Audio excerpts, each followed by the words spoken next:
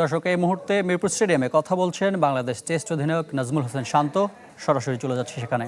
আমাদের টিম কেমন করবে বা আপনাদের মানে এক্সপেকটেশনটা কি, বা আমাদের টিমটা কেমন করবে? এখানে অনেক সিনিয়র সাংবাদিকরা আছে বা অনেক বছর ধরে লেখালেখি করছেন, একটু আপনাদের কাছ থেকে শুনবো দু একজন প্লিজ। এই উত্তর আমি দিলে পছন্দ হইতো?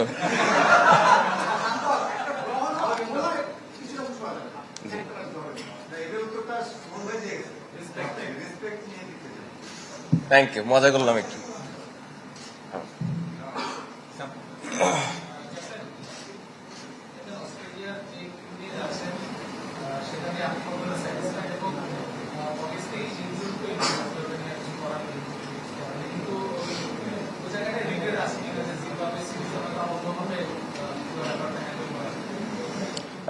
ইনজুরি বিষয়টা আসলে আমাদের কারোই কন্ট্রোলে নাই, যে কোনো সময় যে কোনো প্লেয়ার ইনজুর্ড হতে পারে।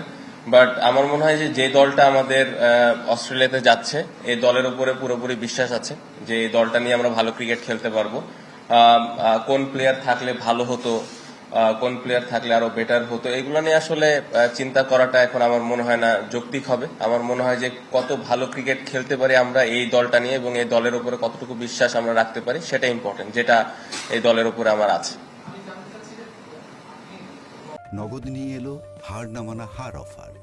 সর্বনিম্ন 10,000 টাকা রেমিটেন্স নগদে পাঠালে থাকছে স্বর্ণের হার জেতার সুযোগ।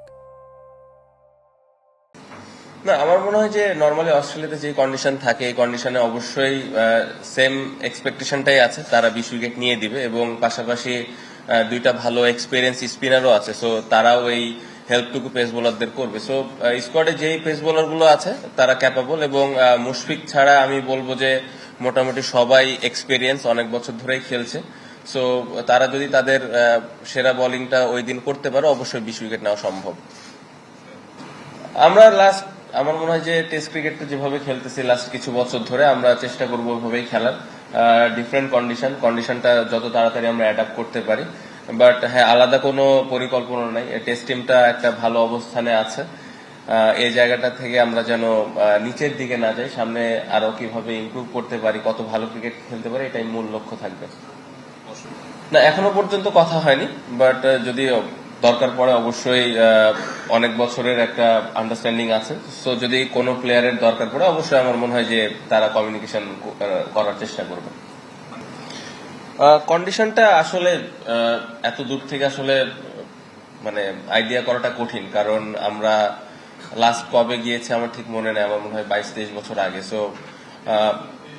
23 বছর আগে। সো আমার মনে হয় যে কন্ডিশনটা আমরা ওখানে যাওয়ার পরেই আসলে অ্যাডাপ্ট করার চেষ্টা করব, যেরকম কন্ডিশনই থাকুক মানায় নিতে হবে আমাদের অ্যাজ এ প্লেয়ার হিসেবে। সো আমি বিশ্বাস করি যে টেস্ট টিমটা এক্সপেরিয়েন্স, স্পেশালি ব্যাটিং এর দিক দিয়ে, বোলিংটাও ভালো হচ্ছে। সো আমরা যদি কন্ডিশনটা অ্যাডাপ্ট করতে পারি, তাহলে আমার মনে হয় যে আমরা ভালো ক্রিকেট খেলতে পারবো। একটা জিনিস আমি বলতে চাই, যেটা আপনি রেজাল্ট নিয়ে বললেন যে ড্র করা বা জেতা, আমি যখনই এই টিমটা এই লাস্ট কয়েক বছর ধরে আমরা প্রত্যেকটা ম্যাচ খেলি যে আমরা কত ভালো ক্রিকেট খেলতে পারি, রেজাল্ট নিয়ে আমরা চিন্তা না করে, আউটকাম নিয়ে চিন্তা না করে, আমরা আমাদের প্রসেসটা কি, আমাদের কোন কোন জায়গায় ল্যাকিংস আছে, ওই জায়গাগুলো আমরা কিভাবে ইমপ্রুভ করতেছি, এই জায়গাতে আমাদের মেন ফোকাস থাকে। সেটা আমরা হোমে খেলি বা বাইরে খেলি বা যে কোনো টিমের এগেন্স্টে খেলি। সো এই সিরিজেও নতুন কিছু থাকবে না, আমাদের টার্গেট থাকবে যে কত ভালো ক্রিকেট খেলতে পারি এবং আমাদের প্রসেসটা কি, ওই জায়গাটা আমরা ঠিকঠাক মতো মেনটেন করছি কিনা।